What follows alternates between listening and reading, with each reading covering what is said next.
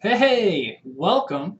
Brian Bender here, and you're in the right place. Okay, you either came in because you discovered my Facebook group, Superpowers, or maybe you got referred, or we started talking somewhere else, and I said, hey, why don't you watch these videos so you can get a good idea of who I am and what goes on behind the scenes. So, just wanted to tell you a little bit about me first before we dive into the weeds. I grew up in Colorado, active kid, liked to ski, play hockey, play golf, all kinds of different things. Not going to jump into my life story here, so don't worry. Got into coaching very, very early, and it's evolved, right? It's evolved from coaching hockey players to strength training. Ultimately, I opened up my own gym and expanded it.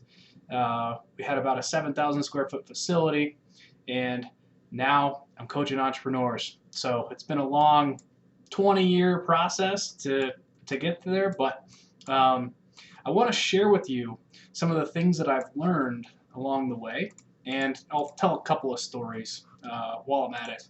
But first, I just wanted to talk about how much I believe in holistic growth. Now, if you're watching this, you might be just interested in growing your business, and that's great. But I want to break it to you because I've learned the hard way where you just focus too much on the business itself and you can get really sucked in and you're really in the weeds and you're not actually able to grow it in the way that you could if you had your brain thinking creatively and you're in other things. So let me explain.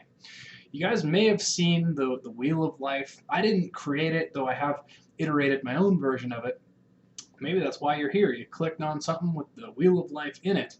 It's something that I teach people to pay attention to all 8 categories, right? We got our physical health, emotional health, finance, your business, time, relationships, marriage and romance, and contribution, right? And what I mean by holistic growth is we should actually be growing in every single one of those categories and not sacrificing them just for the business, right? Now, you may have seasons in life where you do sacrifice them on purpose, but I'm talking about in the grand scheme of things, everything should sort of even out. And I'm not talking about actual balance here, okay? Balance for an entrepreneur is creating the life that they want, okay? Creating the ideal lifestyle they want and getting every single one of these 8 pieces to actually fit within that, okay? Now, that doesn't mean working 18 hours a day forever. Now, when you're a startup, maybe you're going to put in some longer days, but that's not the ideal here. Okay, so when I talk about holistic growth, I'm talking about, here's an example. When I was growing my gym, I literally gave up a cushy job, opened this place up. It was my passion, it was my purpose. I loved doing it, but I gave up a cushy 9 to 5. Then I started waking up at 4 and I started coaching at 5 a.m. And some days I didn't get done till later than 9 p.m. My record actually was 13 straight coaching sessions, 1 hour sessions. Yeah, I was drinking protein drinks and just eating bars to stay alive. And then I had a string of these where it was like 13 sessions, 9 sessions, 8 sessions, 11 sessions. And I realized I'm not spending any time with my wife. The relationship starts to get a real strain. And I found myself in counseling. Okay. And I love my wife. And I was making excuses, saying, well, I'm just going to get to this revenue level and then I'll hire this person or whatever. And it's just, it never stops, right? So, what that experience taught me of almost getting divorced was that I really needed to spend a lot of my time on it and attention on my wife, my family, and a lot of these other things, and not just the business.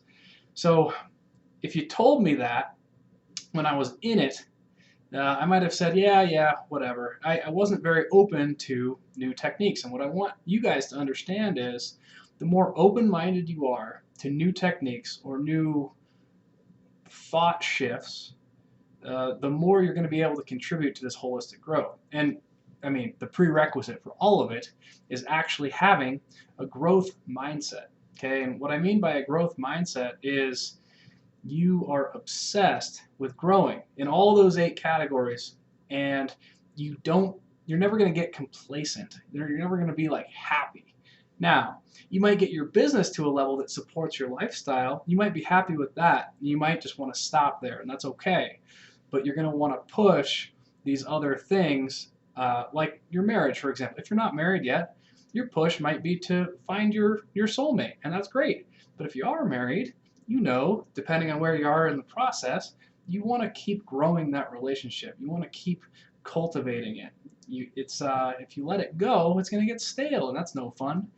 Contribution is one of those pieces of the puzzle here where the further you get in your business, the further you get in your life status, the more you do want to give back. So whether your business does it by definition, or your business makes more money so that it contributes more, or it frees you up for your time so that you can contribute more, it's very, very important to think about your lasting legacy. So before I go into these next videos about some of my pillars here, I just want you to understand that this is where I'm coming from. I'm into holistic growth. Yes, I'm going to talk about business, but it's all in the context of growing this entire wheel of life so that you can live the ideal lifestyle, whatever that means to you. Whether it's making 7 figures a month, making $1 billion in 10 years, or maybe it's just making 10K, right? And you're happy.